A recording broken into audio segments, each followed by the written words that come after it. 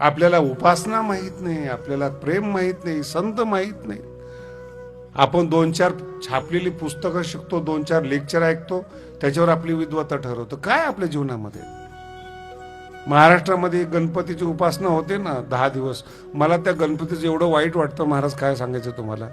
तुमचं नाही वाईट वाटत बरं का, तुम्ही तर त्या गणपतीला 10 दिवस बसवता, पण त्या गणपतीकडे बघून मला वाईट वाटतं. याने काहीतरी चूक केली असेल वर कुठेतरी, आणि गणपतीला शाप मिळाला असेल.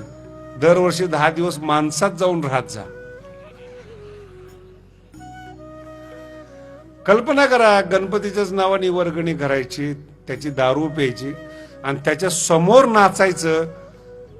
हे केवढं मोठं विघ्न, हरत्यावर विघ्न, याची कल्पना आहे तुम्हाला?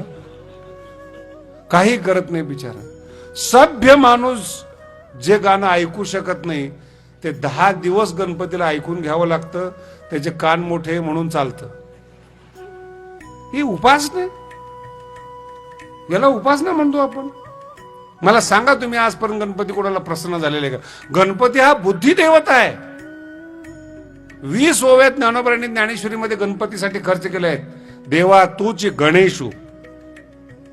गणपती प्रसन्न झाला याचं कुठली बुद्धिमत्ता तुमची वाढली, कुठली चव वाढली?